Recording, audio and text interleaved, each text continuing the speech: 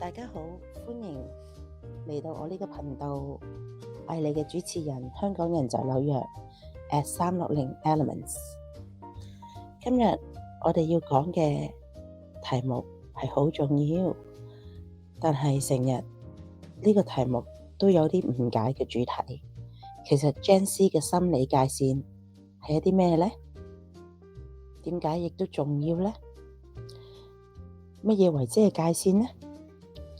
係咪冷漠呢？係咪拒絕呢？界線係一種自我保護嘅 terms， 定係覺得俾人哋知道我承受得到幾多而畫一條線呢？係我比較舒服嘅範圍啊，定係我需要嘅幾多空間呢？以前嘅世代成日都覺得講界線係反叛啦，係唔聽話。但係 Gen Z 嚟講，界線係一種自我尊重嘅模式嚟嘅，因為佢哋成長喺一個資訊好多、壓力好大、社交媒體無時無刻瞬息間就千變萬化嘅世界，停唔到落嚟。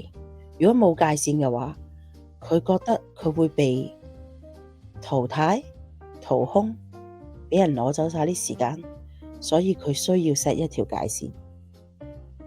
其實 Gen Z 最常見嘅界線嘅類型有啲乜嘢呢？情感嘅界線，佢唔想被情緒勒索；時間嘅界線，我需要多啲時間休息同私人空間；溝通嘅界線，唔係所有事都要公開講嘅，佢哋其實唔想同人哋交代。而上一代嚟講，點解你哋咁多要求嘅？對佢哋嘅感覺，其實佢哋唔係有覺得要嘅要求，而係佢哋想學識點樣可以活得更加健康，知道自己條底線喺邊度，嚟去保護自己。點樣溝通會更加好呢？同佢哋，其實唔好一聽到就批評啊，先聽完了解咗佢哋點樣去睇條線喺邊度，聆聽總好過批評啊。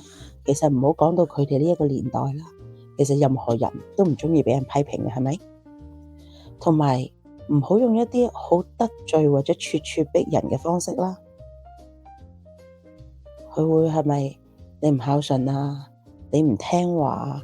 用呢啲字去俾佢覺得你好似情緒勒索緊佢。同埋係咪應該要尊重佢，instead of去控制佢呢？如果你尊重佢嘅話，其實佢都會識得尊重你。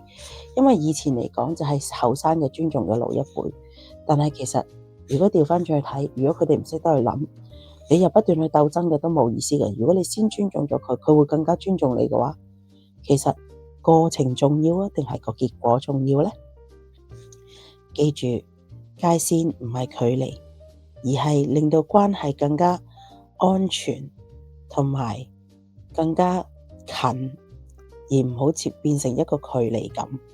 所以呢個先至係點樣同 Gen Z 呢一個世代由17歲到28歲，而唔係保持距離，而係點樣走得更近。呢一個就係大家 set 條線嘅原因啦。多謝你哋今日收睇今集，下一集我哋就會講下 Gen Z 點解會焦慮，同埋我哋用啲咩情緒語言同佢哋溝通呢？我係你哋嘅主持人，香港人在紐約@360 Elements。我哋下次再見啦，拜拜。